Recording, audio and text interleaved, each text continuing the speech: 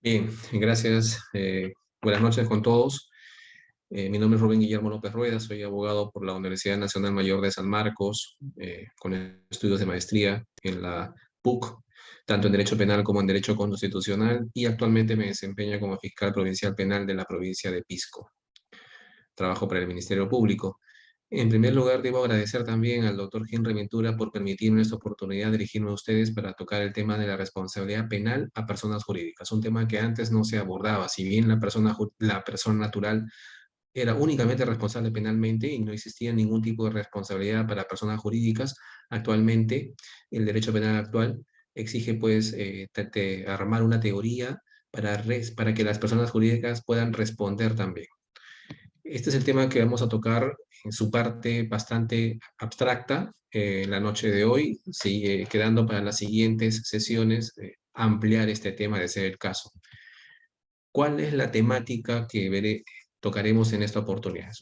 En primer lugar, tratar de armar una teoría del delito aplicable a las personas jurídicas, brevemente partiendo de la legislación que regula la responsabilidad de las personas jurídicas en el Perú, evidentemente para determinados delitos. Por tanto, empezamos por la introducción. Ideas preliminares. ¿Cómo surge esta responsabilidad de las personas jurídicas? Luego tocaremos los sistemas de atribución de responsabilidad. ¿Cómo se puede imputar responsabilidad penal a las personas jurídicas? O bien es por un hecho ajeno, que no respetaría un principio de culpabilidad, dicho sea de paso, o bien es un modelo de atribución de responsabilidad por un hecho propio de la persona jurídica o un modelo mixto. Veremos ahí estos tres sistemas para seguidamente pasar a desarrollar el modelo de prevención de delitos adoptado por la legislación penal peruana. Y finalmente las conclusiones sobre estos tres puntos. Rápidamente vamos a tocar el tema de la introducción, ¿no? ¿Cómo surge esta idea de la responsabilidad penal de las personas jurídicas? En primer lugar hay que señalar algo, ¿no? Y es elemental. El derecho penal ha pasado por distintas corrientes a lo largo de la historia, ¿no? Brevemente, recuerden ustedes en las aulas universitarias cuando nos enseñaban que el derecho penal se siguió en primer lugar por una teoría causalista, positivista, pero luego pasaba por un sistema finalista y luego para un sistema actualmente imperante del funcionalismo del derecho penal. La idea del delito y de la responsabilidad penal de las personas naturales está en función de estas corrientes que surgieron a lo largo de la historia del derecho penal. En un primer momento, una corriente causalista, cuya característica más elemental, y ustedes lo podrán recordar, era que el delito era una conducta material.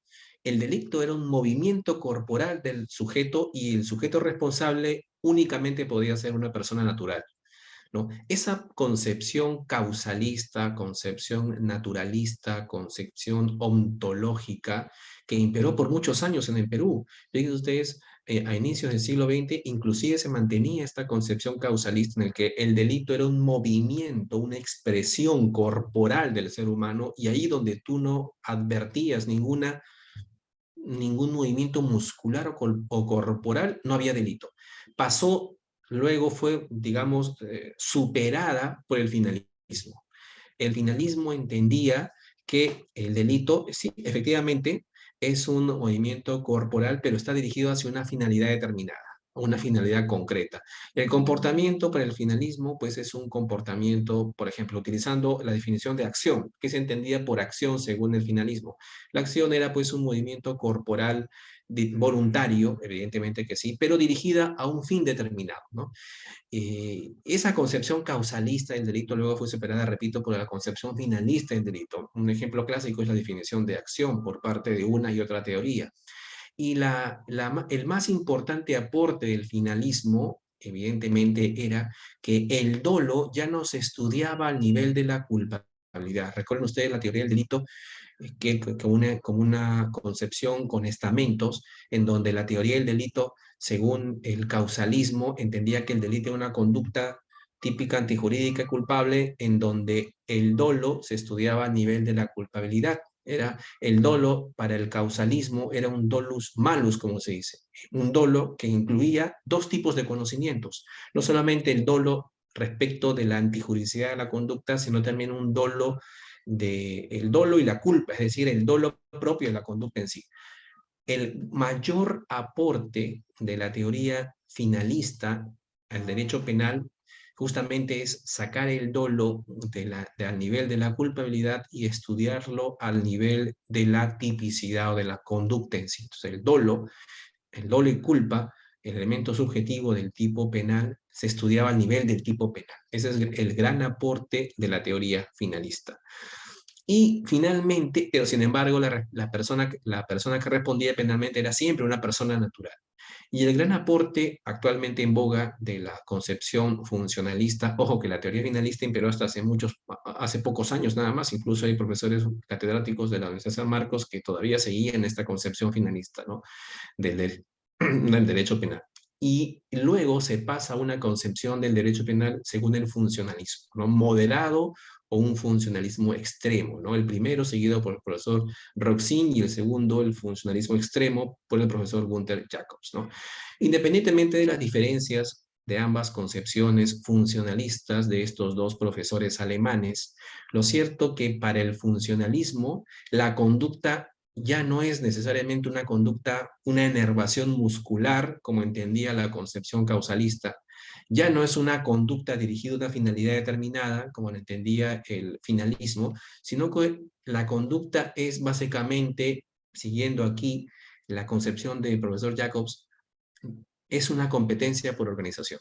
Una conducta es, digamos, una creación de un riesgo jurídicamente desaprobado por el derecho, de tal punto que si una persona es considerada competente por la creación de un riesgo jurídicamente desaprobado, esa persona responderá penalmente por las lesiones que ese riesgo creado por ella puedan ocasionar, ¿no?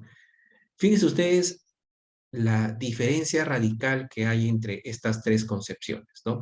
Desde que una entendía el delito como un movimiento corporal y ahí donde no había movimiento, no había delito y por tanto era difícil explicar los delitos omisivos, hasta una concepción del finalismo en donde se entendía que la conducta era un comportamiento humano voluntario dirigido a una finalidad específica y por tanto reñía con la culpabilidad o no se explicaba muy bien el finalismo para delitos de omisión hasta la actualidad, en donde se entiende que el delito, según la concepción funcionalista, es la creación de un riesgo desaprobado por el derecho penal y que el sujeto sea responsable penalmente cuando ese riesgo se traduzca en resultado lesivo para terceros. Esta última concepción es la concepción actualmente imperante para el derecho penal, de tal suerte que una persona no responderá penalmente por el hecho de que solamente haya ejecutado materialmente una conducta.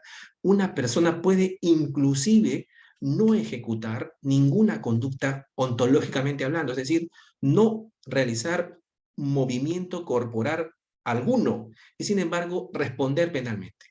¿Por qué? ¿Por qué respondería? Porque no, digamos, porque no hay una inervación muscular en el sujeto, pienses en los delitos de omisión impropia o los delitos de comisión por omisión, en donde el sujeto no hace absolutamente nada, o es que en realidad respondería independientemente del movimiento corporal, porque ese sujeto habría creado con su conducta omisiva o comisiva un riesgo que para el derecho penal es jurídicamente desaprobado, de tal suerte que ese riesgo ha trasuntado en lesiones para terceros. Por tanto, si asumimos una concepción del delito desde la concepción funcionalista, la definición es diferente, ¿no? Una persona puede responder penalmente incluso si no ha hecho absolutamente nada, si no hay ningún movimiento corporal en esta persona, podría responder si podríamos entender que esa creación, ese riesgo jurídicamente desaprobado ha sido creado por esa propia persona. De tal suerte que cualquier lesión que ocasione esa persona con ese riesgo creado, lo hará, digamos, jurídico penalmente competente o jurídico penalmente responsable. El ejemplo clásico de cómo se aborda el delito según el derecho, una concepción del derecho penal desde el ámbito del funcionalismo es el ejemplo clásico de los delitos de omisión impropia o de los delitos de comisión por omisión. Delitos de omisión propia o comisión por omisión. Por ejemplo, la conducta de un sujeto en cavar un pozo frente a su domicilio sin ningún tipo de medida de protección, de seguridad, sin ninguna advertencia para los peatones, de tal suerte que esa conducta del sujeto al cavar el pozo está creando un riesgo, y un riesgo jurídicamente desaprobado, puesto que no está autorizado por ninguna autoridad, no hay ningún mecanismo de prevención y de protección que esta persona haya dispuesto luego de creación de ese pozo, y si alguien transita de noche, supongamos, sin ninguna luz en el frontis de la vivienda del sujeto, y cae este pozo y le causa lesiones o muerte, ese resultado podría ser atribuido jurídico penalmente al sujeto que excavó el pozo. El sujeto que cae el pozo, pregunta, ¿empuja físicamente hablando a este peatón? No, ni siquiera está presente el momento en que se produce el resultado lesivo. No hay, digamos, para la teoría del causalismo naturalista, sería difícilmente probable una conducta en ese caso en concreto, porque no hay ninguna inervación muscular seguida inmediatamente del resultado, lesiones o muerte del peatón que cayó en el pozo.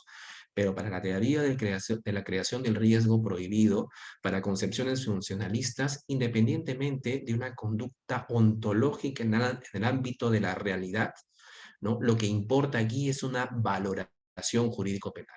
Y por tanto, si este sujeto, independientemente de su conducta activa o pasiva, o totalmente una conducta omisiva, ha creado un riesgo con su comportamiento, cualquier resultado que ese riesgo produzca en terceros será atribuido jurídicamente a esa persona, ¿no? Esta es una concepción del delito que se basa en función de las tres teorías que he mencionado, ¿verdad? Teoría del causalismo naturalista, la teoría del finalismo y finalmente la teoría del funcionalismo. Claro, evidentemente hay teorías, hay más teorías, pues, incluso el causalismo normativista y otras teorías más, causalismo valorativo, pero nos vamos a quedar en estas tres para, digamos, explicar este tema. Y es en el sentido de que siempre se ha hablado de que la responsabilidad de la persona jurídica no responde penalmente, ¿no? La persona jurídica, se ha dicho desde antaño, no responde penalmente. Sin embargo, la realidad es, digamos, diversa. El derecho penal, como todo derecho, tiene que responder a la realidad actual. Y la realidad actual es la realidad criminológica, y es la realidad criminológica de la criminalidad organizada. Estamos actualmente, lamentablemente, viviendo un clima de criminalidad organizada. Ya no es una criminalidad doméstica, ya no es una criminalidad individual a la que se enfrenta el Ministerio Público día a día, ¿no? Estamos hablando de una criminalidad básicamente realizada por entes colectivos. Ya no estamos hablando de robos, de secuestros, de extorsiones cometidas por personas individuales o por una pluralidad de personas, digamos, en coautoría, ¿no? Sino que en épocas recientes estamos hablando ya de criminalidad, de tipos de delito en donde hay la intervención, se aprecia la intervención decididamente favorecedora de entes colectivos, tanto a nivel de entes colectivos nacionales como transnacionales. Y para poner un ejemplo, el delito de tráfico ilícito de drogas. El delito de tráfico ilícito de drogas, ¿no? Dicho sea de paso, fue el primer delito abordado por convenios internacionales justamente para empezar a tipificar la criminalidad de delito de lavado de activos. Recuerden ustedes que el delito de lavado de activos empezó con la criminalización digamos, de los actos de lavado respecto de las ganancias provenientes del tráfico ilícito de drogas por allá por los años 80 del siglo pasado. Y se entendió que esta criminalidad del tráfico ilícito de drogas es una criminalidad no solamente individual, sino en donde se cometían estos delitos con la participación activa de personas jurídicas tanto en el ámbito nacional como transnacional. Es a partir de ahí a partir de ahí ya que se debate incluir, ¿no?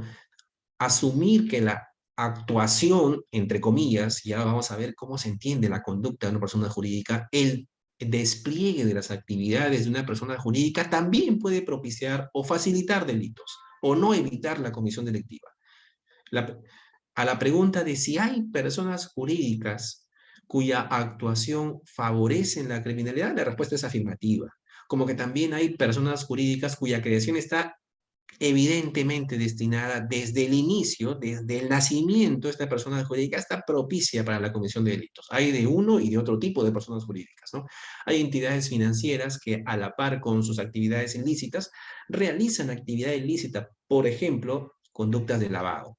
como hay personas jurídicas que desde su nacimiento, digamos, ya desde el saque, desde el nacimiento mismo, han sido creadas con una estricta finalidad de favorecer la criminalidad, ¿no? Es por esto, y es por esto que se ha dado este debate, y a partir de ahí ha nacido la ley penal nacional. Es una ley penal especial que regula la responsabilidad de las personas jurídicas, aunque con un nombre distinto. No estamos hablando de una ley que específicamente señale que la persona jurídica será responsable penalmente por determinados delitos. El nomen juris es ley de responsabilidad administrativa de las personas jurídicas, pero que por el contenido, como lo vamos a ver, lo que regula es esencialmente la responsabilidad penal, de naturaleza penal de las personas jurídicas. La ley, me refiero a la ley 30.424, que la vemos aquí, 30.424 del 20, perdón, del 20 de abril del 2016, que ha sido modificada para incluir otros delitos adicionales, pero que en definitiva, repito, regula una responsabilidad no administrativa, sino es una responsabilidad penal de las personas jurídicas, ¿no? Fíjense ustedes, el derecho penal va cambiando de acuerdo a la naturaleza de los tiempos, la sociedad o el derecho debe responder a los cambios sociales, pero tiene que responder no por coyunturas, no por, digamos, situaciones puntuales de quiebre que generalmente, lamentablemente, se han dado y que han propiciado la modificación del derecho penal en función de estos puntos de quiebre, lo que no debería suceder, porque el derecho penal no es un derecho penal emotivo, no es un derecho penal que responda a unas coyunturas, al clamor popular. Las modificaciones del derecho penal se dan en función de procedimientos razonados, en estudios pormenorizados de la criminología, de la dogmática penal, para definitivamente ser utilizadas por la política criminal para, a partir de ahí, exista una modificación o creación de delitos, por ejemplo, ¿no? Pero el derecho penal, a partir de esta realidad criminológica de la persona jurídica como participante de la criminalidad actual, es que nace esta ley para responsabilizar penalmente a las personas jurídicas, aunque solamente para determinados delitos. Ya esta ley penal especial es una ley que representa pues un cambio, yo diría exponencial, en la teoría del delito, ¿no? En la teoría del delito. Sería una teoría del delito para la persona jurídica. Por presión de los gremios empresariales, al inicio del proyecto se dieron cambios importantes a esta legislación penal. Claro, evidentemente, ¿qué gremio empresarial va a querer que el Congreso, el gobierno, el Congreso del Perú o el legislador penal expida una ley de responsabilidad penal de las personas jurídicas? Nadie en su sano juicio, ningún gremio empresarial propició que el nomen juris de la persona jurídica sea responsabilidad penal de las personas jurídicas. No, el gremio empresarial solicitó el cambio del nomen juris a responsabilidad administrativa, lo que en definitiva no modifica en nada, porque el cambio, digamos, de la nomenclatura no significa un cambio de la regulación, como lo vamos a ver. Y por tanto, la naturaleza jurídica de una institución como la que estamos viendo no va a variar por el hecho de que el nombre se cambie de penal a administrativo. Bueno, ese fue el primer cambio propiciado por los gremios empresariales. El segundo era limitar, ¿no?, la responsabilidad penal de las personas jurídicas para contados delitos. Claro, no vamos a regular pues una responsabilidad penal de las personas jurídicas para toda la gama de delitos que están en el Código Penal. No sería pues un despropósito, ¿no?, para los gremios empresariales. No, no, no. Y vamos a delimitarlo a un delito que sea de escasa incidencia, ¿no?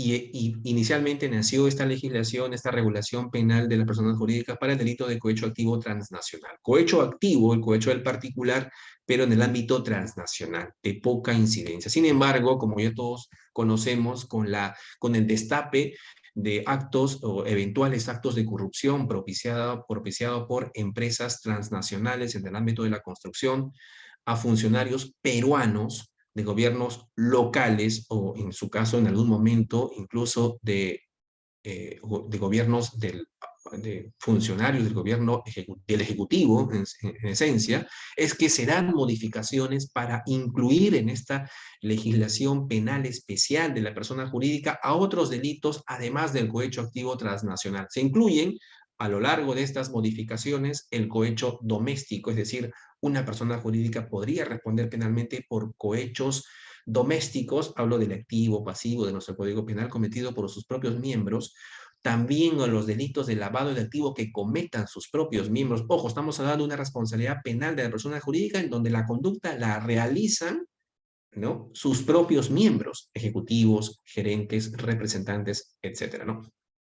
Pero luego vamos a ver que la responsabilidad penal de la persona jurídica, por más que la conducta la realicen sus propios miembros, también hay una conducta que despliegue la propia persona jurídica, de tal suerte que el modelo de responsabilidad de la persona jurídica es por el hecho propio de la persona jurídica, y es un modelo que está de acuerdo con nuestro principio de culpabilidad. Nadie, como ustedes conocen, por el principio de culpabilidad va a responder por el hecho ajeno. No, eso es uno de los tres componentes esenciales del principio de culpabilidad actualmente imperante, de que una persona responde por un hecho propio, ¿no? Eso es uno de los tres elementos, uno de los tres componentes o subprincipios de la culpabilidad, ¿no? Y también para la persona jurídica debe ser así, ¿no? Pero bueno, ese es un tema que lo vamos a ver seguidamente. Lo cierto es que se han dado, incluido otros delitos en la responsabilidad penal de la persona jurídica, ¿no? La persona jurídica responderá penalmente también por cohechos domésticos cometidos por sus miembros o delitos de lavado de activos, financiamientos del terrorismo, luego colusión, también por la colusión, y también por delitos de tráfico de influencias cometidos por sus propios miembros. Recuerden ustedes, sus propios miembros también pueden cometer tráfico de influencias, y a partir de ahí, digamos, iniciar una responsabilidad de la propia persona jurídica, puesto que sus miembros, gerentes, representantes, pueden cometer no solamente tráfico de influencia, sino también colusión, financiamiento, lavado, hasta cohecho doméstico.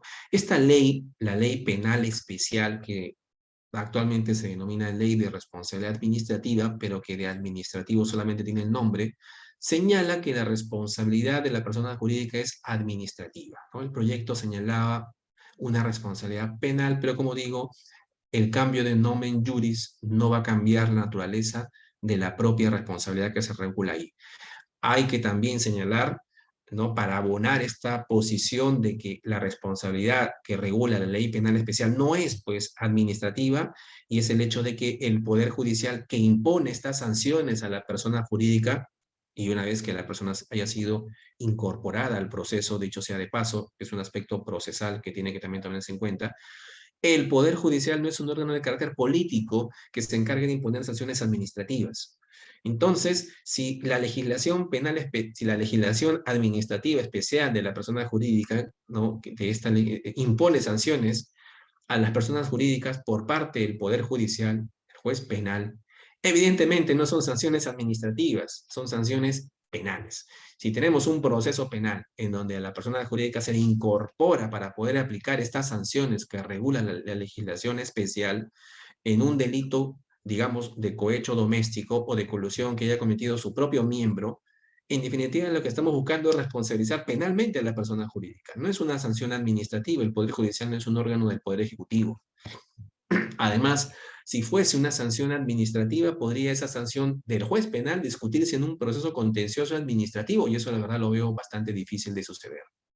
Además, el fundamento de tal responsabilidad es la comisión de un delito, claro, la comisión de un delito por parte del miembro individual, ¿no? Y por tanto, no se puede pensar que una sanción administrativa, que una sanción, una persona jurídica va a ser de naturaleza administrativa, puesto que de por medio está la comisión de un hecho delictivo de los que acabo de señalar. No importa, y por ende, esa responsabilidad es penal y no es administrativa.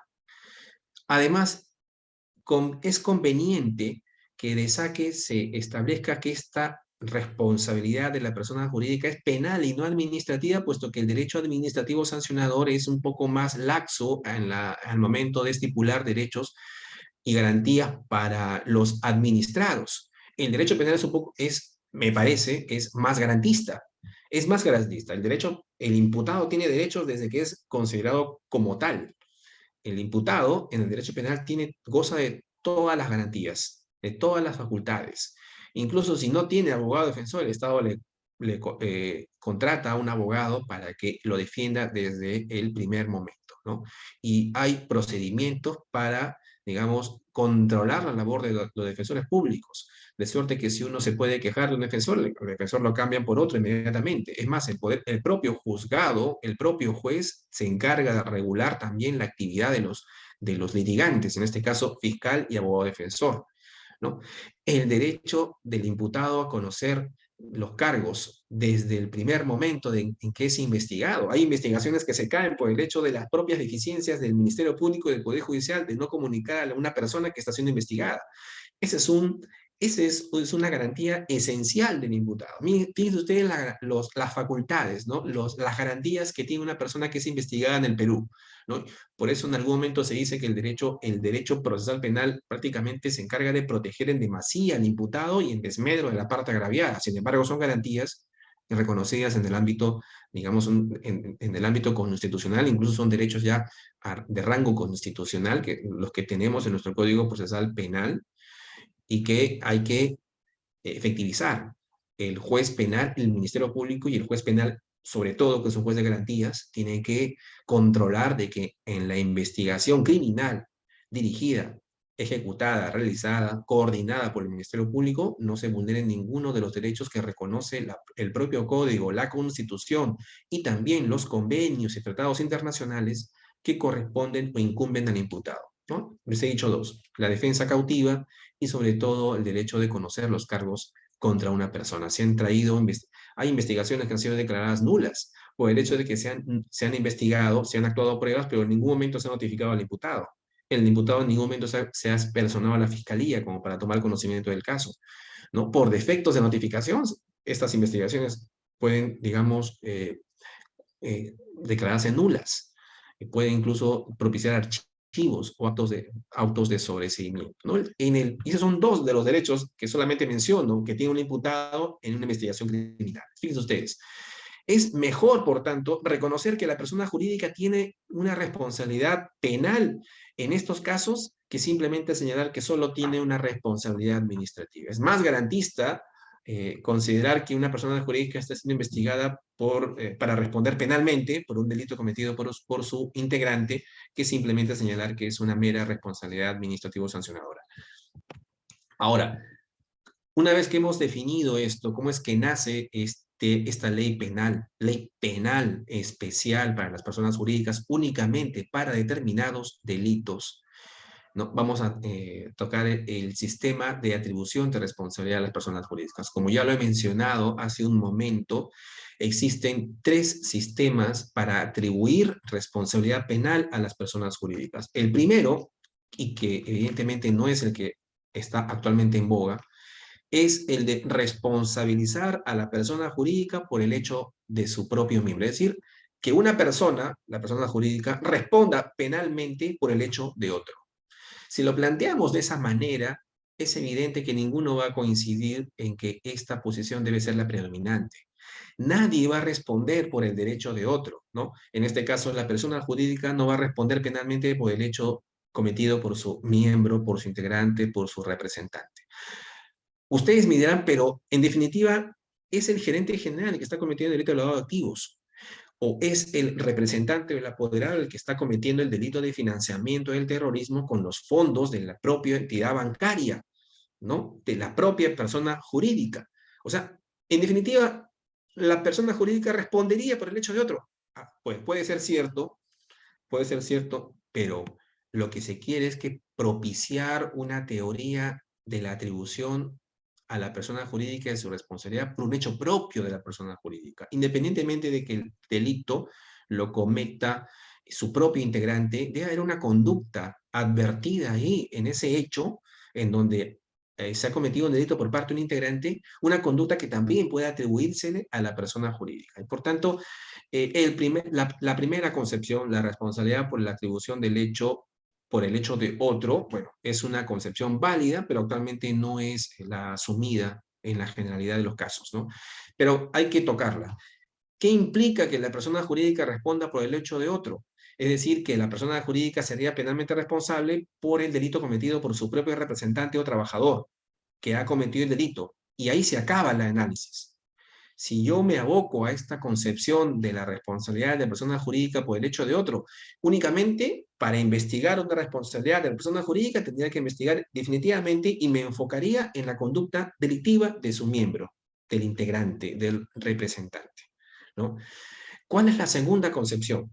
El segundo modelo o sistema de atribución de responsabilidad penal de las personas jurídicas, el actualmente vigente o el que debería ser, es el que responsabiliza a la persona jurídica por el propio hecho, por un hecho propio de la persona jurídica, independientemente de que el delito de cohecho o el delito de tráfico de influencias lo haya cometido su representante o apoderado o gerente general, ¿no? Aquí tenemos que advertir que la responsabilidad es por un hecho propio y ahí hay que identificar, y ahí está el problema, cuál es ese hecho propio de la persona jurídica que ha cometido cuando todo el mundo está advirtiendo que su apoderado ha salido encarcelado, detenido por la Policía Nacional por cometer tráfico de influencias, por ejemplo.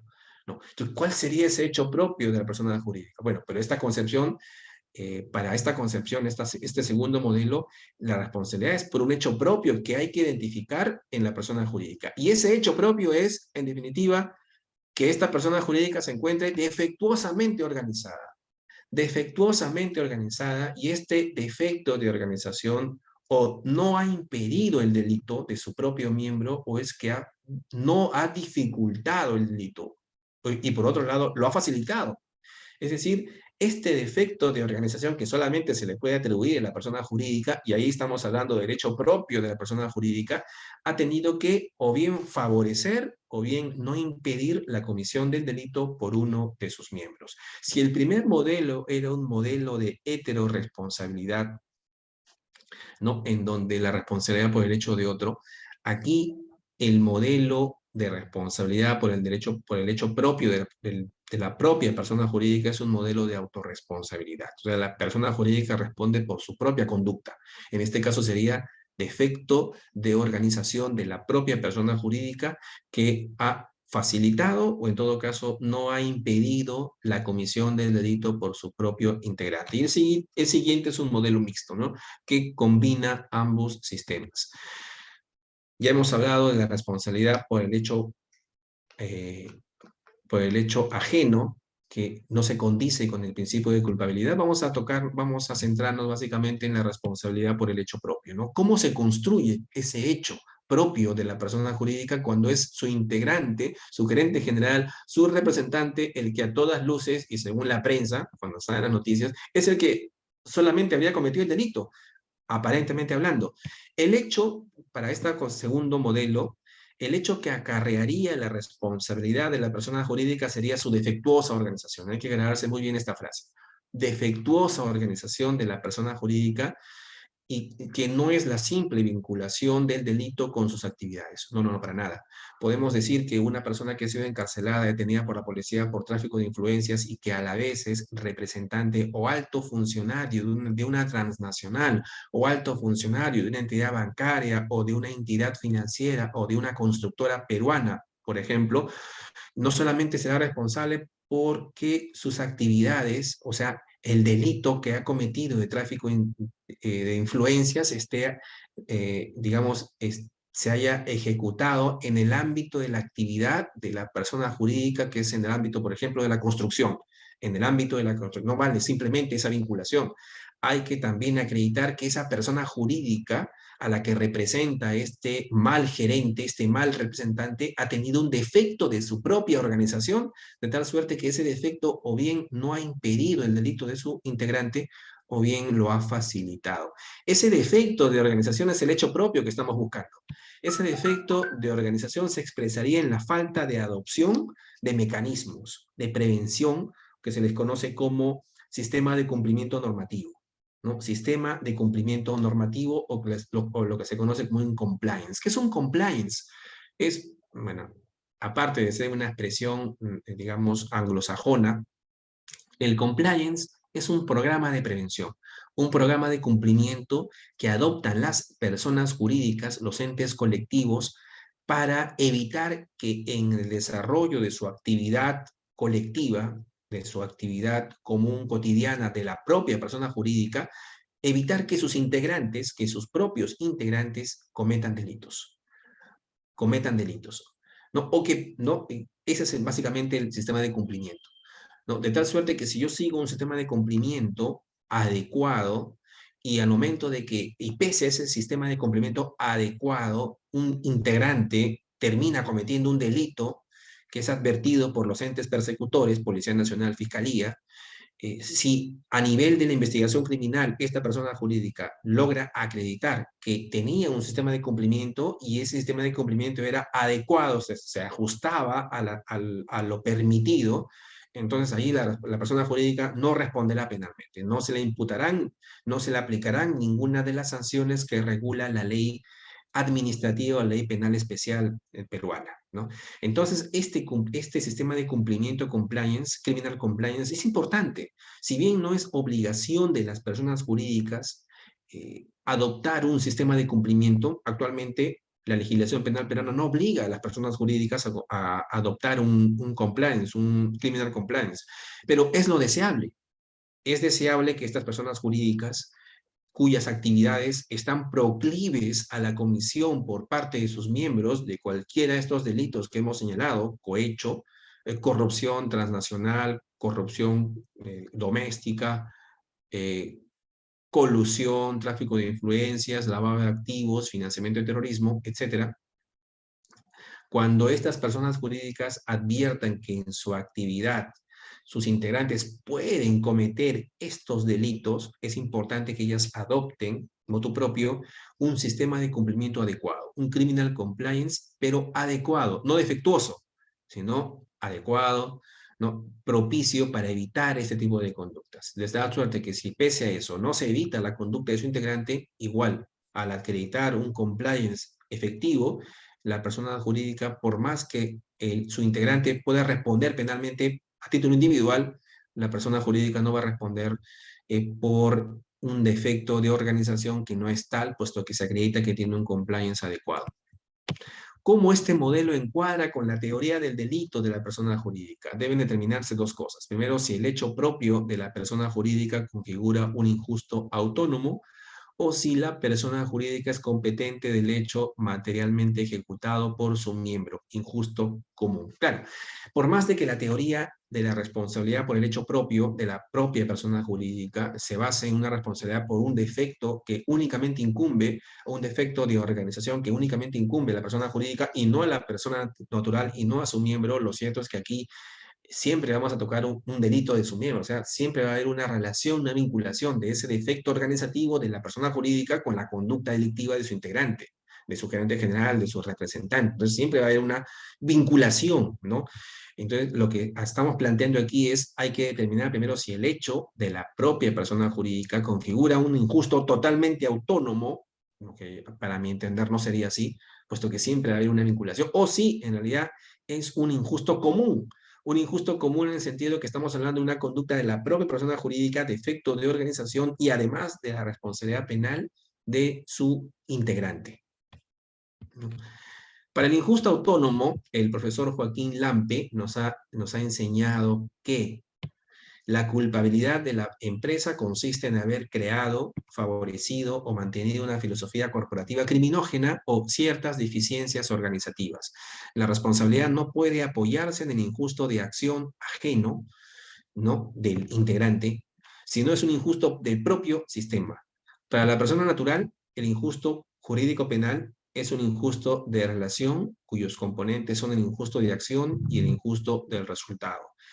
Pero en contrapartida, para la persona jurídica, el injusto de la persona jurídica estará constituido por aquellos comportamientos que lesionan bienes jurídicos y que o concuerdan con la filosofía de la empresa o son favorecidas por su organización. Entonces aquí el profesor está tratando de abonar, digamos, a una distinción. Una cosa es el injusto de la empresa y otra cosa es el injusto de la persona jurídica, ¿no?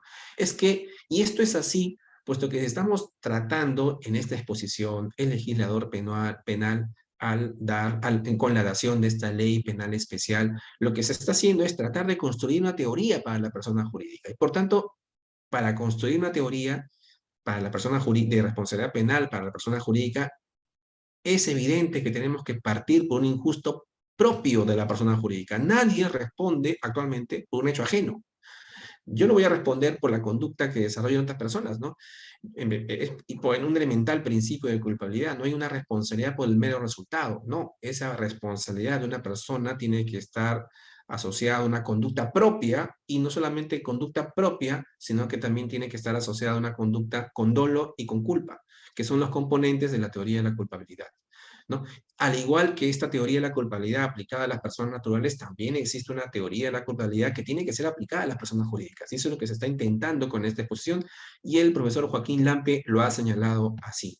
No, tiene que haber un injusto de la persona jurídica. No es suficiente el injusto del sistema, dice, continúa el profesor, es necesario que su filosofía de la persona jurídica criminógena o su deficiencia organizativa se realicen a través de un injusto personal de uno de sus miembros. Claro, y aquí va, ustedes advierten, va enlazando ese injusto de la persona jurídica con ese otro injusto al que necesariamente uno tiene que, digamos, tiene que abocarse, tiene que señalarlo, el injusto personal de uno de sus miembros. Pero este hecho no es un elemento de conexión del modelo de responsabilidad por el hecho ajeno. No, no, no. Ese sistema de responsabilidad por el hecho ajeno ya lo hemos abandonado hace un par de minutos, ¿no? Yo no voy a investigar o responsabilizar penalmente a la persona jurídica investigando, abocándome únicamente a la conducta de su integrante. No, no, no. También hay que analizar qué conductas o, digamos, qué defectos organizativos, para hablar con propiedad, habría, digamos, realizado, qué, qué defectos organizativos tendría esta propia persona jurídica que terminó siendo criminógeno para la comisión del delito de su propio integrante. No, no lo evitó o lo facilitó. No. Es dudoso, hay una crítica acá a esta posición del profesor Lampe, el vincular ambos injustos, el injusto de la persona jurídica con el injusto de la persona natural. Es dudoso que ese injusto de la empresa sea autónomo, no termina de desvincularse del injusto individual de su miembro que realiza la conducta antinormativa. Si bien la filosofía criminógena o la deficiencia organizativa elevan el riesgo del injusto individual, la decisión del resultado sigue en manos del miembro, ¿no? Claro, y aquí hay un tema, como ustedes saben, vamos a irnos un poquito, hacemos un paréntesis, la culpabilidad, ¿no? La culpabilidad está basada en el libre albedrío para la persona natural, por lo general, ¿no? O en términos más coloquiales, una persona es culpable cuando conoce que una conducta es delictiva y cuando conoce qué es bueno y qué es malo, y cuando tiene la facultad de decidir, ¿no? Cuando una persona conoce cuando una conducta es delito o no es delito, sabe qué está bien y qué está mal, y tiene la posibilidad de decidir entre lo bueno y lo malo, o sea, escucha en su cerebro el angelito bueno y por otro lado también escucha el angelito malo, y tiene la facultad de decidir, ¿no? Y pese a eso, pese a tener este conocimiento y esta facultad, posibilidad de decidir, o sea, libre albedrío, en algún momento se dijo así, si decide por la comisión de un delito, diríamos que ahí esa persona es culpable. Una persona es culpable, por tanto, cuando ha tenido ese discernimiento, esa posibilidad de motivarse de acuerdo con la motivación de las normas que gobiernan a todos. La norma penal ha tenido la posibilidad de motivarla para no cometer el hecho, y pese a ello lo comete, ¿no? Llamen ustedes como quieran llamarlos, algunos lo conocen como libre albedrío. Lo cierto es que si esa persona tiene conocimiento de una conducta delictiva y sabe las consecuencias de ese hecho, y pese a eso lo comete, lo realiza, esa persona será culpable y por tanto responderá penalmente, porque ha tenido la capacidad de decidir, ¿no? Ha tenido la capacidad de discernir entre lo bueno y lo malo, y pese a eso se ha decidido por lo malo en este caso. ¿Cómo funciona esto para las personas jurídicas? ¿No?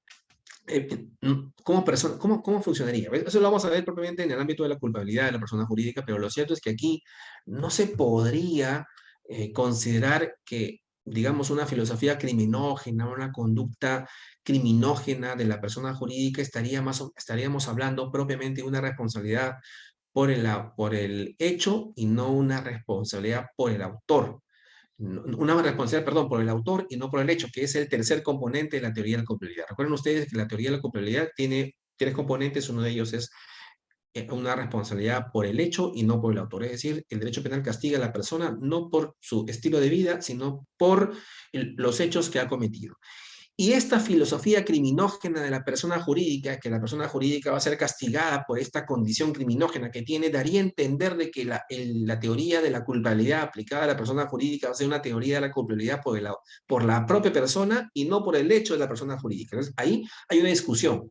Es como decir, estamos abocándonos a una teoría una teoría del autor y no una teoría del hecho para la persona jurídica. Entonces, es una crítica que se le hace al profesor Lampe, y sin embargo, vamos a abocarnos a este segundo elemento, que es el injusto común, ¿no? Es decir, que para responsabilizar a la persona jurídica hay que analizar un injusto común cometido tanto por la propia persona jurídica como también por la persona individual. El defecto de la organización de la empresa no es un injusto autónomo, dice esta concepción, no, sino que ese defecto es lo que hace penalmente competente por el hecho ejecutado materialmente por sus miembros, ¿no? Este defecto es lo que la hace a la persona jurídica competente por el hecho ejecutado por sus miembros. Este modelo de injusto común integra el fundamento de la responsabilidad penal de la persona jurídica por el hecho materialmente realizado por un miembro individual. Es decir, estamos hablando de responsabilizar penalmente a la persona jurídica, pero por un hecho realizado por un miembro individual. No basta por sí sola, es decir, no basta el defecto organizativo en la persona jurídica para hacerla responsable, es necesario un sistema penal anclado en injusto de resultados. Es decir, para incluir un injusto de la persona jurídica hay que también incluir al injusto de la persona individual.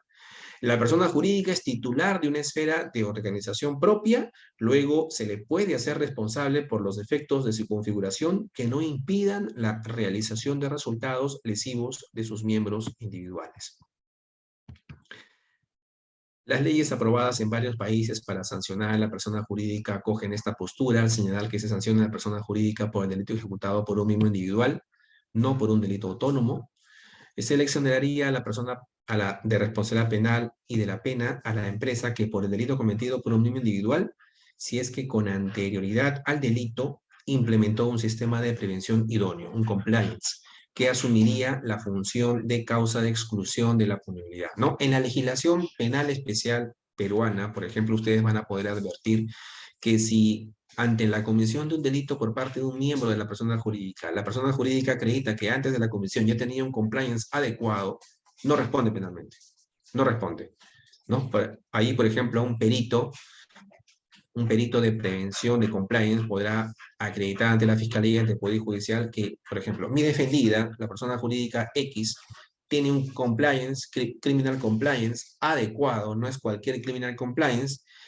Se acredita con este informe pericial de que cumple con todos los requisitos. Este compliance estaba ejecutándose al momento de la comisión del delito por parte del gerente general y, por tanto, por más de que se haya cumplido con este criminal compliance adecuado, ese delito no iba a ser evitado.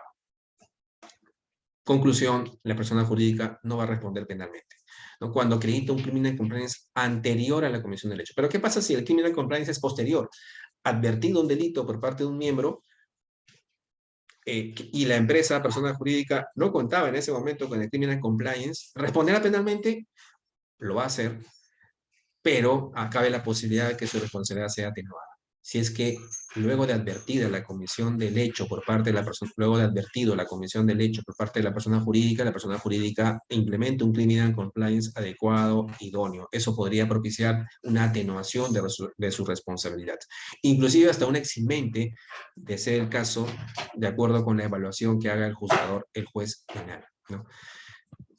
Bueno, este injusto común recibe la crítica de que termine introduciendo, como ustedes ya lo han podido advertir, el modelo de responsabilidad de la persona jurídica por el hecho propio, ¿no? Lo que no es de recibo, no se quiere, no, la persona jurídica no va a responder por un hecho propio de su crimen individual, sino que tiene que responder por un propio hecho de la persona jurídica, que en este caso es, como lo estamos señalando y nos mantenemos en esa postura, un defecto organizativo de la persona jurídica. Ese es su hecho propio.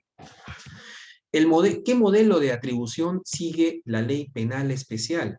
Bueno, la ley penal especial en su artículo 3 señala que la persona jurídica es responsable por el delito de hecho activo nacional o transnacional por la colusión desleal, tráfico de influencias, lavado de activos o el financiamiento del terrorismo cometida en su nombre o por cuenta de la persona jurídica y en su beneficio directo o indirecto por parte de los administradores, representantes, trabajadores, etc. Por más que aparentemente la redacción se esté regulando un modelo de responsabilidad de la persona jurídica por el hecho ajeno, por el delito cometido, realizado por su propio integrante, lo cierto es que este modelo de responsabilidad es un modelo de responsabilidad por un hecho propio, por un hecho que únicamente incumbe a la persona jurídica. Y eso no por la redacción del artículo 3, sino que porque posteriormente la propia ley señala que la responsabilidad de la persona jurídica es independiente de la responsabilidad de sus miembros. Por tanto, ahí tenemos una distinción clara del modelo que está adoptando la ley y también va de acuerdo con el principio de culpabilidad. Nadie responde por un hecho ajeno. No hay una responsabilidad por el puro resultado. O el derecho penal es de acto y no un derecho penal de autor, que son los componentes de la culpabilidad. El artículo 17 de la Ley Penal Especial señala que la persona jurídica está exenta de responsabilidad administrativa por la comisión de delitos si adopta e implementa en su organización con anterioridad a la comisión del delito un modelo de prevención adecuado. Es lo que le señalaba, ¿no? Es lo que le indicaba, ¿no? Si la persona jurídica antes de la comisión de un delito acredita tener un criminal compliance adecuado, idóneo, ¿no? Digamos, eficiente, por más de que no haya podido evitar la comisión del delito por su integrante, por su miembro, no responde penalmente porque tiene este criminal compliance y tiene un criminal compliance adecuado. No se limita la ley no se limita a responsabilizar sin más a la persona jurídica por el delito cometido por sus miembros en beneficio de la entidad.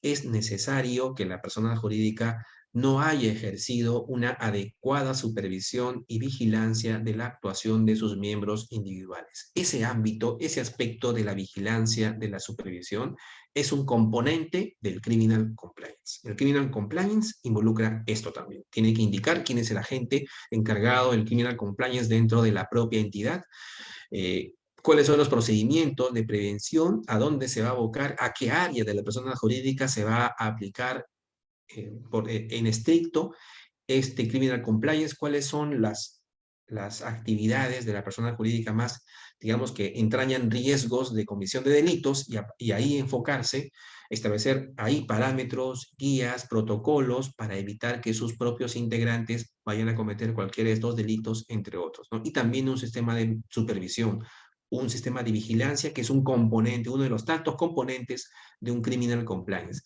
El profesor García Cabero considera que la responsabilidad de la persona jurídica debe ser siempre propia, y esto lo venimos señalando, ¿no? Básicamente estamos repitiendo lo que dice el profesor, ¿no? Y lo que dice la mayor parte de la doctrina, que es lógico que una persona responda por un hecho propio. En este caso, la persona jurídica va a responder por su propio hecho, por su propio injusto, en este caso es defecto organizativo. El artículo 4 de la legislación penal especial aplicable a personas jurídicas, o como quieran ustedes llamarlo, ley de responsabilidad administrativa, reconoce la autonomía de la responsabilidad de la persona jurídica respecto de la responsabilidad penal de la persona natural. Lo reconoce expresamente y por tanto estamos hablando de un injusto propio de la persona jurídica. La responsabilidad de la persona jurídica requiere una intervención del miembro, pero a nivel puramente fáctico. La competencia es distinta, ¿no?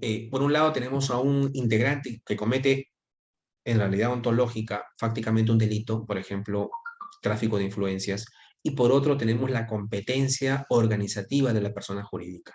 La persona jurídica responderá si está organizada de tal manera que ha facilitado o ha impedido la ejecución de ese delito. La persona jurídica ontológicamente no va a realizar ningún delito, porque no lo puede hacer. Un ente colectivo no puede cometer un delito de homicidio, porque no está, este ente colectivo es, digamos, es una entelequia, es una creación, una ficción. No vamos a tener un ente colectivo homicida, ¿no? No vamos a tener un ente cometido que cometa directamente un tráfico de influencias. Ese homicidio, ese tráfico, lo cometen sus integrantes, lo cometen sus miembros. Ellos van a responder por un injusto propio de homicidio o de tráfico de influencias. Pero para la persona jurídica, y en este último caso, todavía no se ha incluido en esta gama de delitos el homicidio, pero en este último caso, cuando el miembro comete un delito de tráfico de influencias, la persona jurídica va a responder por su ámbito de competencia, puesto que ha creado un riesgo en su propia organización, ha creado un riesgo que ha propiciado o no ha impedido la comisión del delito. Y esa creación de un riesgo penalmente, digamos, prohibido es lo que se conoce como defecto organizativo. Por ende, la ley sigue un modelo de responsabilidad por el hecho propio, que es lo que mejor se ajusta a los estándares internacionales. No existe un deber propio de la persona jurídica de contar con un compliance, eso lo he mencionado. La legislación no obliga a las personas jurídicas a implementar un criminal compliance, pero es de su incumbencia, es de su ámbito de competencia hacerlo. Y una teoría del delito aplicable a las personas jurídicas debería tener estos 4 puntos. Estos 4 puntos: la imputación objetiva, la imputación subjetiva, la intervención delictiva y la culpabilidad. Y eso lo vamos a ver brevemente en los siguientes minutos para culminar con la exposición. Imputación objetiva. ¿Cuál es la conducta jurídicamente desaprobada que tenemos que atribuir a la persona jurídica? Y esto lo hemos señalado ya hace un momento. Esa conducta es justamente la creación de un riesgo penalmente prohibido. La creación de un... ¿Y cuál es ese riesgo penalmente prohibido? El defecto organizativo. Tal creación de un riesgo penalmente prohibido se presentará cuando las prácticas de la persona jurídica, los procedimientos internos o estructuras favorezcan o no dificulten la realización de conductas lesivas de sus miembros individuales que actúen en su nombre o por cuenta suya o en beneficio de ella.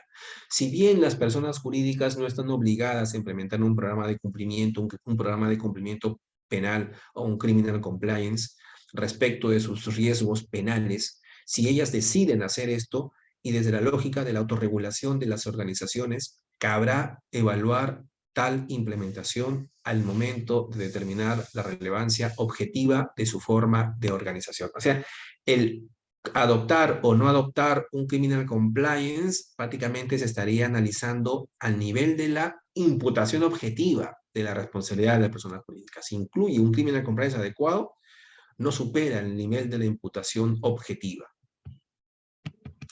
El artículo 3º de la legislación especial señala que aunque el delito cometido por el miembro, perdón, el delito cometido por el delito cometido por el miembro debe beneficiarla directa o indirectamente. No obstante, esta traslación del riesgo en atención a un beneficio directo o indirecto no es admitido por el derecho penal. Bastaría con señalar que la persona jurídica ha ejecutado una conducta como integrante, ¿no?, valiéndose de su condición de integrante de la persona jurídica para, a partir de ahí, tratar de individualizar una responsabilidad de la propia persona jurídica, pero no exigir que esa conducta delictiva del miembro haya sido en beneficio directo o indirecto de la persona jurídica. Ahí estamos, digamos, restando bastantes supuestos, estamos excluyendo varias conductas en donde la persona jurídica no ha sido beneficiada, ¿no? Pero, sin embargo, su propio integrante habría cometido un delito, valiéndose de su propio defecto organizativo, pero si acaso aquí, en esa conducta del gerente general, no se ha beneficiado ni directa ni indirectamente la persona jurídica, ahí ni siquiera vamos a hablar de responsabilidad penal, ¿no? Ese caso no correspondería, ¿no?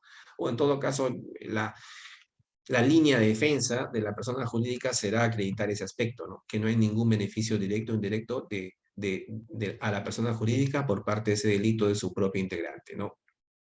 Como estamos analizando esta teoría de responsabilidad penal de la persona jurídica, esa traslación de un beneficio a la persona jurídica por parte de la conducta de su miembro no es una exigencia propia del derecho penal. Debería eliminarse, por tanto, esa limitación. Esa limitación debería eliminarse. Ahora, la creación de un riesgo prohibido por la defectuosa organización, falta de un sistema de cumplimiento idóneo, no se reduce a la creación de dicho riesgo, sino que debe traducirse en un resultado lesivo producido por el miembro, que es precisamente la realización del delito. El resultado lesivo al nivel de la imputación objetiva para la persona jurídica sería justamente la comisión del hecho. ¿Qué es lo que se quería evitar? ¿No? Ese resultado lesivo, recuerden ustedes que la teoría de la imputación objetiva involucra la creación de un riesgo típicamente desaprobado y dos, la creación y la realización de ese riesgo en un resultado lesivo. Pues bien, ese análisis de la imputación objetiva para la persona natural al nivel de la persona jurídica sería algo como la creación de un riesgo jurídicamente desaprobado, que es esa propia organización defectuosa que propicia o facilita un delito, y el resultado lesivo sería la comisión del delito por parte de su integrante, que no se pudo evitar, ¿no?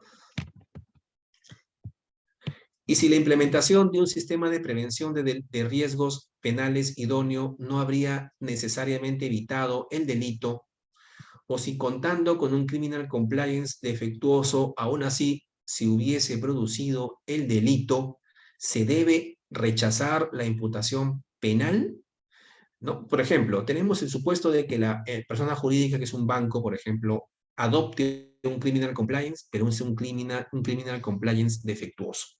Si es un criminal compliance defectuoso y del análisis de los peritajes se advierte que si hubiera adoptado un criminal compliance adecuado, el delito se hubiera evitado, entonces responderá a la persona jurídica, ¿no? Porque tiene un criminal compliance defectuoso, ¿no? Pero si el criminal compliance, siendo defectuoso, aún así el delito se hubiera cometido, por más que hubiera tenido un criminal compliance adecuado, en esos casos, en donde la persona jurídica, no sé si me entiende, cuenta con un criminal compliance, sí cuenta, pero es defectuoso, entonces me dirán, ya, responde penalmente. Pero si a pesar de ser defectuoso, el delito igual se hubiera cometido, si hubiera tenido un criminal compliance adecuado, ¿responderá penalmente? ¿No? O si la implementación de un sistema de prevención, si no tiene un sistema de prevención la persona jurídica, y por más que haya, y si hubiese implementado un sistema de prevención adecuado, igual si hubiera cometido el delito, ¿responderá también en estos supuestos la persona jurídica? ¿No? O se rechaza la responsabilidad penal de la persona jurídica. Y aquí entramos a las teorías de la imputación objetiva, recuerden ustedes, la imputación del resultado, las teorías que se han dado en este aspecto. Y hay que abordar cada una de estas tres teorías para saber en qué casos va a responder y en qué casos no, dependiendo de la teoría de la imputación objetiva del resultado que adoptemos, resolveremos estos supuestos.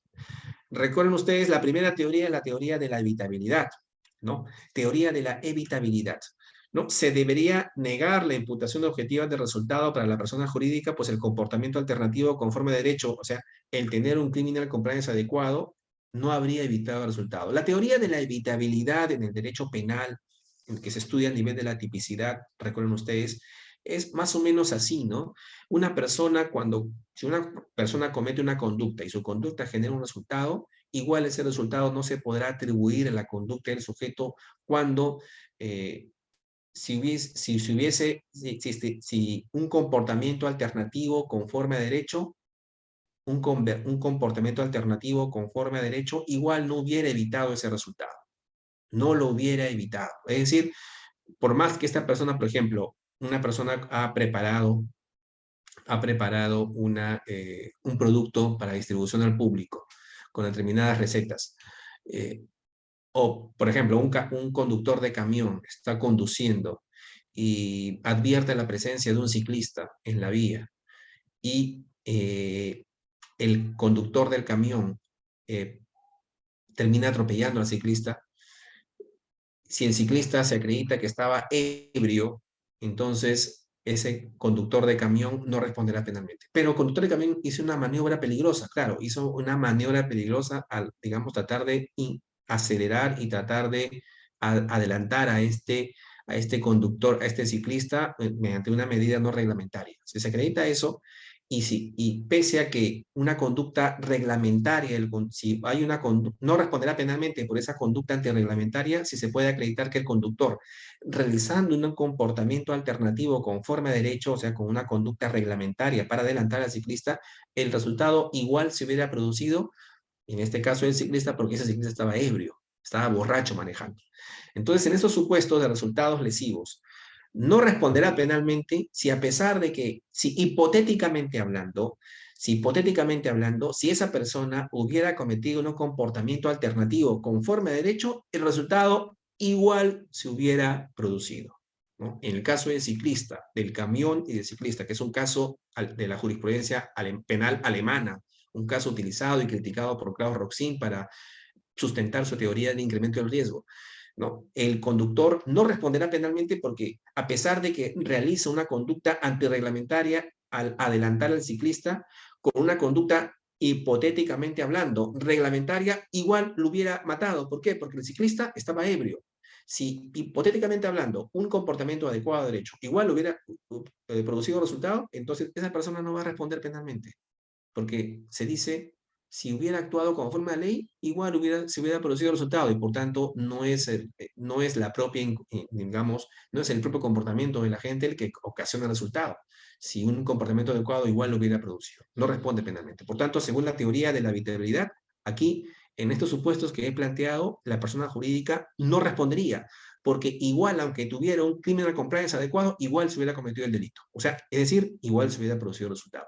Pero para el profesor Klaus Roxin, que se quedó bastante picón con este fallo de la jurisprudencia penal alemana, en el caso del ciclista borracho, el profesor Klaus Roxin señala que independientemente de un comportamiento adecuado del conductor igual hubiera propiciado la muerte del ciclista porque el ciclista estaba ebrio, esa conducta antirreglamentaria del conductor ha incrementado el riesgo y por tanto por ese incremento del riesgo tiene que responder penalmente. Tiene que responder penalmente. Y por tanto, siguiendo la teoría del incremento del riesgo creada por el profesor Klaus Roxin, a partir de esta jurisprudencia del caso del ciclista, aplicada a la responsabilidad penal de las personas jurídicas, nosotros tendríamos que decir que por más de que la persona jurídica no haya tenido un criminal compliance adecuado, y por más que acreditando que si lo hubiera tenido, igual se hubiera cometido el hecho, lo cierto es que el no tenerlo está incrementando el riesgo, y por tanto, igual tiene que responder penalmente. Para la teoría del incremento del riesgo, estos supuestos que he planteado igual implicarían responsabilidad penal de la persona jurídica, al igual que la teoría del fin de protección de la norma. ¿Cuál es la finalidad de tener un criminal compliance adecuado? Evitar delitos. No lo has tenido, se cometió un delito, por tanto, responde penalmente. Fin de protección de la norma. Por tanto, si seguimos la teoría de la evitabilidad, en estos casos la persona jurídica no respondería, pero si siguiéramos la teoría del incremento del riesgo del profesor Klaus Roxin, o la teoría del fin de protección de la norma, ¿no?, de la doctrina española, respondería penalmente la persona jurídica, ¿no? Depende de la teoría que sigamos. Vamos a avanzar. La imputación subjetiva. Recuerden ustedes que el dolo y la culpa ya no son estudiados como digamos, una concepción ontológica, ¿no? No hay ninguna prueba que nos diga a ciencia cierta, aquí hay dolo o aquí hay culpa en la conducta del sujeto, ¿no? Ni el juez ni el fiscal van a adentrarse en la psique del sujeto, van a abrir su cerebro, van a entrar a su médula aquí, a su corteza cerebral, para advertir si sabía o no sabía de lo que estaba haciendo. Y evidentemente que no. No existe, por tanto, ningún mecanismo científico para saber qué es lo que conocía o no conocía el sujeto al momento de la comisión del hecho. Si sabía lo que estaba haciendo o no. No lo hay. Pero lo que sí hay es un comportamiento, ¿no? Un comportamiento exteriorizado, con sus circunstancias precedentes, concomitantes y anteriores, con los detalles de ese comportamiento, los indicios. Ese comportamiento no solamente nos va a servir para evaluar si hay una conducta riesgosa que ha propiciado un resultado lesivo, sino también si a través de ese comportamiento trasuntado por el sujeto podemos advertir si tenía conocimiento o no. Es decir, el conocimiento y el dolo y la culpa no digamos, son normativos, son conocimientos normativos. Actualmente con el funcionalismo en el derecho penal, el dolo y la culpa no se prueban, sino que son realidad, no son realidades psicológicas del autor, sino que son categorías que se deben de valorar. Y por tanto, el dolo y la culpa tienen que ser atribuidos, imputados al agente en función de la conducta que ha desplegado. ¿No? Es una atribución no psicológica, sino es una imputación, es una valoración, una atribución jurídica de ciertos conocimientos que le habrían permitido al autor la evitación del delito. Luego, también podrá imputarse ese conocimiento a la persona jurídica. Si estamos hablando que el dolo y la culpa ya no son más realidades ontológicas, que el dolo y la culpa, o que el dolo propiamente es más un dolo de conocimiento que un dolo de voluntad, es un dolo que se imputa, que se atribuye a un sujeto en función de una conducta que el sujeto ha desplegado. Por tanto, el conocimiento es una atribución, el conocimiento es imputación de conocimiento al sujeto, es una valoración que se le hace, independientemente de que en la realidad puede que el sujeto no haya conocido. Y esto pasa en los delitos de ignorancia deliberada o los dolos eventuales en el tráfico de drogas. Un traficante de drogas, un burrier, a veces ni siquiera sabe que lo que está llevando es droga, o no sabe el tipo de droga que está llevando ni la cantidad, pero que es droga, eso sí lo sabe, ¿no? ¿No? ¿Que es droga? ¿Puede intuirlo? Sí lo puede intuir. Los burrieres trabajan así.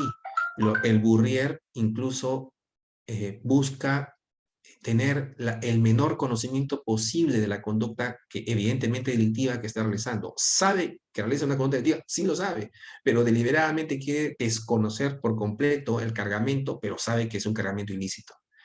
La ignorancia deliberada, que en el Perú se le conoce como dolo eventual. Todos los días en el Perú se condenan a estos burríes por dolo eventual.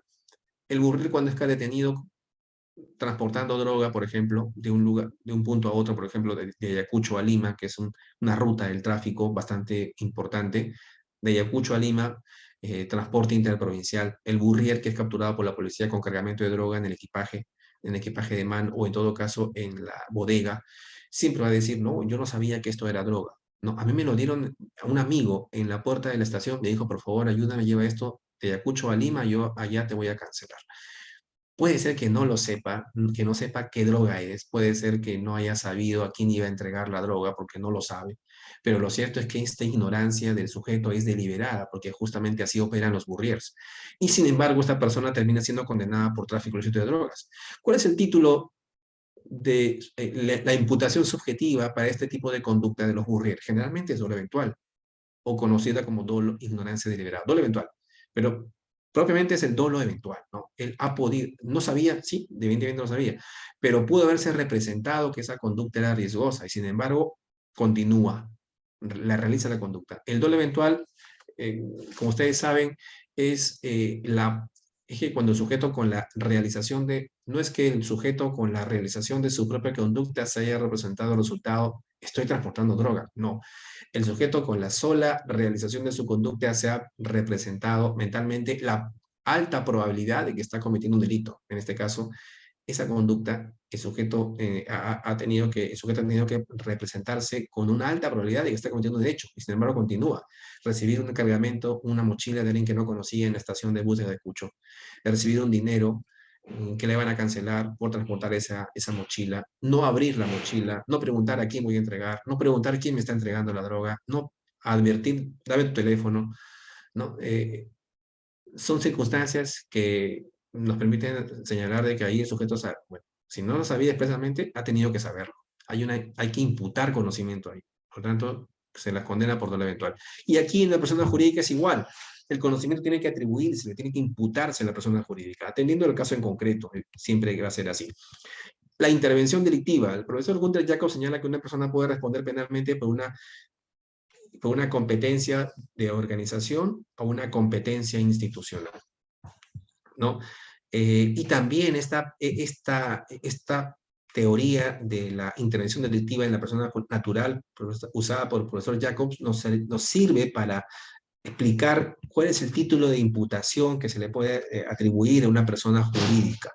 En el caso de que a una persona jurídica se le halle organizativamente competente por un delito, el dominio fáctico del hecho no es relevante. No constituye criterio normativo. Lo que sí constituye criterio normativo es competencia la competencia por ese delito. No se requiere que la persona jurídica realice por sí misma el hecho.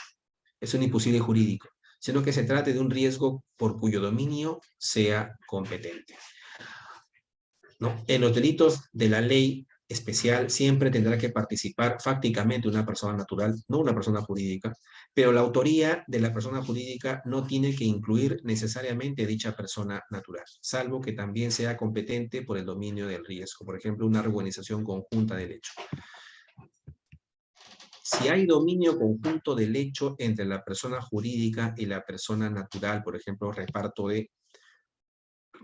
de trabajo, será necesario recurrir a criterios cuantitativos para decidir si hay autoría o participación, o en la persona jurídica o en la persona natural. Mayor o menor grado de infracción del deber.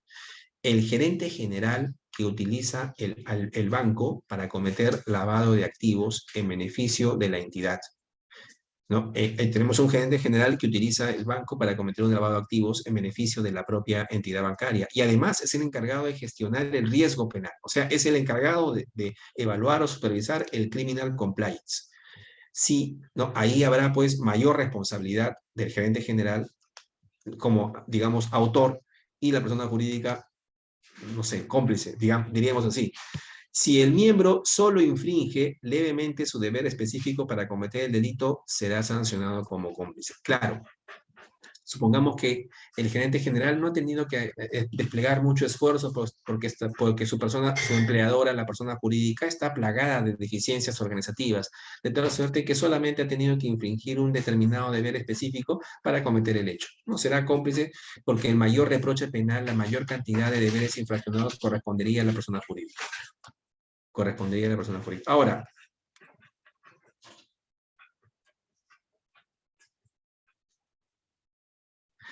en los casos de los delitos de infracción del deber, la competencia penal de la persona jurídica se configura en deberes institucionales. La persona jurídica es portadora de un rol especial en virtud de una vinculación institucional que le obliga a cumplir con un deber positivo especial y mantener una situación social deseable. Claro, esto es aplicable igual a las personas jurídicas, ¿no? Como les he mencionado, la competencia por organización y la competencia institucional son dos tipos de competencias que puede tener una persona natural cuando comete un delito. Una competencia por organización sería, por ejemplo, cuando una persona se comporta de manera defectuosa. Un homicidio, una lesión, es, digamos, un despliegue de una competencia organizacional defectuosa de una persona natural, ¿no? Una persona que está agarrando un cuchillo, viviendo en una cantina y amenazando a los comensales, es una conducta riesgosa y de tal suerte que si con esa conducta termina lesionando con un cuchillo a un comensal, estamos hablando de que esta persona será responsable por un defecto, por una competencia en su propia organización personal.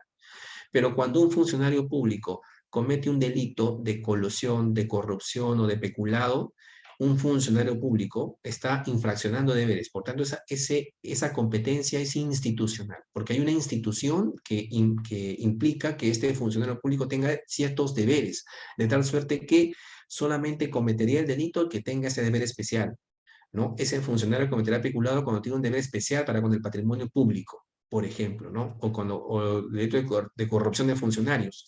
Ese funcionario público cometerá corrupción de funcionarios porque tiene deberes institucionales para con la función pública, no vender la función a terceros, ¿no? Entonces, hay dos tipos de competencias. Competencias por organización y competencias institucionales según el profesor Klaus Robsing, ¿no? No es un tema de dominio del hecho, ¿no? Esa es una concepción propia del profesor del profesor Robsing. El profesor Jacobs establece que la competencia es organizativa o institucional. Y es institucional, por ejemplo, el caso de los funcionarios públicos con deberes especiales, ¿no? La persona jurídica también puede tener deberes especiales en un ámbito determinado. Siempre va a ser autor la persona jurídica, no cómplice, cuando defrauda deberes institucionales, como lo hace un funcionario público respecto de los caudales públicos. Solamente un funcionario público con vinculación especial con el patrimonio del Estado podrá cometer peculado, por ejemplo. No cualquier funcionario, solo determinados funcionarios con una vinculación específica con ese patrimonio, ¿no? Por tanto, ese siempre va a ser autor. por más de que la conducta ontológicamente la realice un tercero, un funcionario puede valerse de un tercero para cometer peculado, sí, puede ser que el tercero ejecute materialmente la conducta de sustracción de bienes del Estado, pero el autor siempre va a ser el funcionario que tiene esa vinculación especial, porque solamente él puede infraccionar esos deberes, ¿no? También aplicable a las personas jurídicas. Y la culpabilidad, era para culminar, la culpabilidad, ¿no? ¿Cómo se analiza la culpabilidad de las personas jurídicas? En esencia, la culpabilidad es la capacidad que debe tener la persona jurídica para autoorganizarse. Hay que determinar si esta persona jurídica tiene la capacidad de autoorganizarse, la capacidad de autodeterminarse, autoconducirse en razón de intereses sociales propios, distintos de los intereses de sus propios órganos o trabajadores. Esa capacidad de reflexión de la persona jurídica a través de la complejidad de su organización permite diferenciar a la persona jurídica, ¿no? Imputable o inimputable en función de la complejidad organizativa. Fíjense ustedes, ¿no? Si en el ámbito de la responsabilidad, de la culpabilidad de las personas naturales hablamos de personas naturales imputables e inimputables, también podríamos hacer lo mismo respecto de las personas jurídicas, dependiendo de esa complejidad, de esa capacidad, perdón, de esa capacidad de complejidad organizativa que puede tener la persona jurídica. Podríamos hablar incluso de imputabilidad e inimputabilidad de la persona jurídica en función de esa capacidad, ¿no? El profesor García Cabero señala que la culpabilidad jurídico-penal se manifiesta en una falta de fidelidad al derecho que se manifiesta en una autoorganización defectuosa, derivada de la falta de adopción de un sistema de cumplimiento normativo idóneo, ¿no? Ese básicamente sería el concepto de culpabilidad de la persona jurídica. Infidelidad, falta de fidelidad al derecho. Teniendo la capacidad de autoorganizarte, teniendo esa capacidad, no lo haces. No te organizas adecuadamente, ¿no? Por tanto, ahí podríamos hablar de la culpabilidad de las personas jurídicas. Ahora, ¿cuál es el modelo de prevención del delito adoptado por la legislación penal peruana? El modelo de prevención de delitos, que es el Criminal Compliance, es un conjunto de medidas necesarias y permitidas que adopta una persona jurídica para prevenir la comisión de delitos, parte de los delitos por parte de sus miembros o conseguir su oportuna detección, si es que no es posible prevenirlos, y comunicarlos inmediatamente a los órganos de persecución. ¿Ven? Por tanto, aquí tenemos ya dos aspectos que debe tener un Criminal Compliance, no solamente identificar las áreas en donde hay riesgo delictivo de la persona jurídica, sino también establecer un supervisor, establecer los protocolos y sobre todo, aquí también, un sistema de detección oportuna de la comisión de delitos. ¿No? Y no solamente prevenirlos, sino detectarlos oportunamente, y también ese criminal compliance tiene que tener un sistema para comunicar a los órganos de persecución penal, Policía Nacional, Ministerio Público, Poder Judicial, ¿no? Tiene que tener ese aspecto, ese criminal compliance. Tiene que tener todos esos aspectos para poder ser un criminal compliance adecuado. Si tenemos un criminal compliance que no tenga o no regule cómo comunicar inmediatamente a la autoridad policial o fiscal de la comisión de delito, entonces es un criminal compliance defectuoso, es un criminal compliance inadecuado, y por tanto por ahí la persona jurídica puede responder penalmente. Hay que tener muy en cuenta eso. Ese criminal compliance debe tener todos estos aspectos, no solamente supervisor, áreas criminológicas dentro de la propia persona jurídica, sino también tiene que tener un sistema de detección y comunicación. Si la persona jurídica adopta un modelo de prevención idóneo, la comisión posterior de delitos no le podrá generar responsabilidad penal, y si el modelo no cuenta con los requisitos necesarios para exonerarla, al menos podrá atenuar su sanción. Claro, si es un criminal compliance inadecuado, por lo menos esa sanción a la persona jurídica se verá relativamente atenuada. El efecto exoneratorio de la responsabilidad es una causa de exclusión de punibilidad o una falta de creación del riesgo prohibido. Bueno, esto es una discusión doctrinal. El artículo 17 de la legislación señala pues esta posibilidad de que la persona jurídica esté exenta de responsabilidad cuando contemple un criminal compliance. Está regulado en el artículo 17. La persona jurídica está exenta de responsabilidad penal por la comisión de los delitos comprendidos en el artículo 1, se adopta e implementa en su organización con anterioridad a la comisión del hecho un modelo de prevención adecuado a su naturaleza, riesgos, necesidades y características, consistente en medidas de vigilancia y control idóneas para prevenir los delitos antes mencionados o para reducir significativamente el riesgo de su comisión.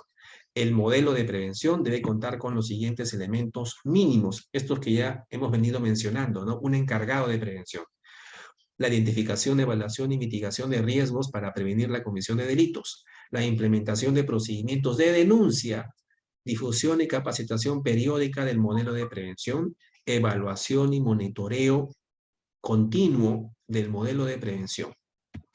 Esto que está aquí, doctrinalmente hablando, es una causa que excluye la punibilidad, que se estudia a nivel de la culpabilidad, que se estudia a nivel de la punibilidad, o es una falta de creación de un riesgo prohibido que se estudia al nivel de la tipicidad. ¿Cómo lo entenderían ustedes? Bueno, podría pensarse que es una exclusión, una causal de exclusión de la punibilidad. Lo cierto es que en teoría la punibilidad no es propiamente un estadio en la teoría del delito. Recuerden ustedes que el delito es una conducta o comportamiento típico, antijurídico y culpable, y algunos dicen que hasta punible. Sin embargo, la punibilidad no es propiamente un estamento, un estanco, una etapa de la teoría del delito, porque la punibilidad es esencialmente de política criminal. La punibilidad depende de la decisión del legislador, ¿no? La punibilidad no le resta responsabilidad penal a una persona, simplemente que por decisión del legislador, esa conducta que es delictiva será impune atendiendo a criterios de política criminal. Por ejemplo, las excusas absolutorias. El legislador considera que en las excusas absolutorias por delitos patrimoniales o por ciertos delitos patrimoniales como las estafas u otras defraudaciones cometidas entre cónyuges, por más de que exista delito en esa conducta del cónyuge al apropiarse de los bienes de su cónyuge, esa conducta no será reprimida penalmente. Es un delito, pero no reprimido penalmente por una cuestión de política criminal. El legislador penal quiere evitar digamos, la creación, aumentaría la carga procesal, permitiendo a los cónyuges denunciarse estos hechos. Así como se ha propiciado la carga con la regulación de la legislación por violencia familiar, recuerdan ustedes, artículo 122b, eso ha elevado la carga procesal penal. Evidentemente que sí, pero permitir sancionar penalmente estas conductas, estas pequeñas defraudaciones entre cónyuges, elevaría aún más la carga. El legislador señala que aquí lo que se quiere es que exista impunidad, porque por otro lado estamos propiciando la unidad familiar, ¿no? Lo que sucede con las excusas absolutorias, que se estudian a nivel de la punibilidad. No funcionan estas excusas para todos los delitos, sino para ciertos delitos patrimoniales. Por tanto, las causales de exclusión de punibilidad son causales que se estudian para contados delitos, para no todos. Por tanto, la punibilidad no es parte de la teoría del delito, ¿no? Solamente es para contados determinados delitos, ¿no? Y por cuestiones estrictamente de política criminal. Ahí donde hay delito, ese delito quedará impune por decisión del legislador, ¿no? No es una causal, por tanto, esta que estamos hablando del artículo 17 de exclusión de la punibilidad. No se estudia en otro estamento, la teoría de la tipicidad, ¿no? Y finalmente, atenuación de la pena. El artículo 12 de la ley especial señala circunstancias atenuantes. Son circunstancias atenuantes de la responsabilidad administrativa de la persona jurídica en la colaboración con la investigación. Colaboración objetiva, sustancial y decisiva en el esclarecimiento del hecho delictivo hasta antes del inicio de la etapa intermedia. También será una atenuación, implicará una atenuación de la pena el impedimento de las consecuencias dañosas. Si la persona jurídica ha impedido la dañosidad del hecho delictivo, será una circunstancia atenuante.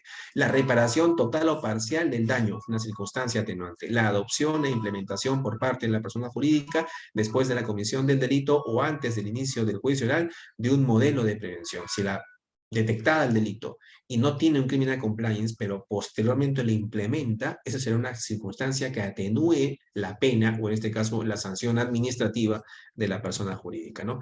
Circunstancias como la colaboración con la investigación, ¿no? La implementación de un sistema de prevención del delito luego de cometido el hecho, entre otras circunstancias que acabamos de ver, pueden ser valoradas favorablemente al momento de determinación de la pena o, si se quiere, de las medidas administrativas que van a ser aplicables a las personas jurídicas. La incorporación voluntaria de un criminal compliance luego de cometido el hecho ha sido considerada en diversas regulaciones como un criterio de determinación de la pena, ¿no? En el Perú funciona como una circunstancia atenuante, artículo 12, y como sustituto de la sanción en el artículo 16. Ya para concluir, vamos a señalar, digamos, con qué nos quedamos de esta pequeña exposición sobre la responsabilidad penal de las personas jurídicas. En primer lugar, debemos señalar que la legislación penal especial o la legislación administrativa especial de las personas jurídicas regula un sistema de responsabilidad penal y no administrativa, ¿no? De las personas jurídicas por parte del Poder Judicial, cuando sus integrantes cometan hechos delictivos de los señalados en el artículo primero de la legislación especial. También tenemos que señalar como conclusión que el modelo de responsabilidad penal de las personas jurídicas que debe seguir es un modelo de responsabilidad por el hecho propio. Son los defectos organizativos de la propia persona jurídica que no evitaron o facilitaron el delito, lo que constituye el contenido de su propio injusto penal según los estándares internacionales. Y así debe ser. No enfocarse en el delito ajeno, no. La responsabilidad es por el hecho propio y no por el hecho ajeno. Como conclusión, también podemos señalar que la persona jurídica será penalmente responsable si es que está organizada de tal manera que ha facilitado o no ha impedido la ejecución del delito por uno de sus integrantes. La imputación objetiva de responsabilidad de la persona jurídica está en función de dos puntos, ¿verdad? La creación de un riesgo jurídicamente desaprobado y, en segundo punto, la realización de ese riesgo en el resultado. El primer aspecto está cubierto por el defecto organizativo y el segundo porque no ha evitado el delito. Ahí está el delito dado. El delito es justamente la realización de ese riesgo para la persona jurídica. La imputación subjetiva o dolo es atribución, es un juicio valorativo que debe hacer el juzgador respecto del conocimiento que está disperso en toda la organización. No se trata este conocimiento dolo de un conocimiento individual por adición, sino de un conocimiento que el ente corporativo tiene disponible a partir de la información incorporada a la organización por sus vías regulares. El criminal compliance debe incorporar un adecuado manejo de la información. Por tanto, el juzgador podrá atribuir conocimiento a la persona jurídica cuando el criminal compliance incorpora, digamos, un adecuado manejo de información, ¿sí? El criminal compliance incorpora un adecuado manejo de información y ese manejo de la información no fue atendido por la propia persona jurídica, se le imputa conocimiento. Mantenías la información, no la manejaste adecuadamente. Se atribuye conocimiento. La persona jurídica puede ser responsable, como otra conclusión, la persona jurídica puede ser responsable por un hecho de acuerdo a si su competencia es por organización o institucional. La primera implica que la persona jurídica y su miembro pueden ser o bien autores o bien cómplices dependiendo de la cantidad, digamos, el grado de desaprobación penal de la conducta realizada, y también la persona jurídica puede ser competente institucionalmente, responsable institucionalmente cuando tenga deberes institucionales infraccionados, y en ese caso siempre va a ser autor. Al igual que un funcionario vinculado con el patrimonio siempre será autor de peculado, la persona jurídica cuando tiene deberes institucionales siempre va a ser autora de un delito concreto. Y para culminar, la culpabilidad. La culpabilidad jurídico-penal, como lo hemos señalado, en la persona jurídica consistirá en una falta de fidelidad al derecho, que se manifiesta en una autoorganización defectuosa derivada de la falta de adopción de un sistema de cumplimiento normativo idóneo que con la información disponible habría impedido o dificultado la realización de resultados lesivos por parte de su miembro individual, ¿no? Ese debe ser el concepto de culpabilidad que debemos manejar, ya no para personas naturales, sino también para personas jurídicas. Y con eso he culminado. Muchas gracias con todos. Gracias. Buenas noches, doctor. Muy amable. Buenas noches y buen fin de semana, doctor, para todos. Gracias. Buen fin de semana.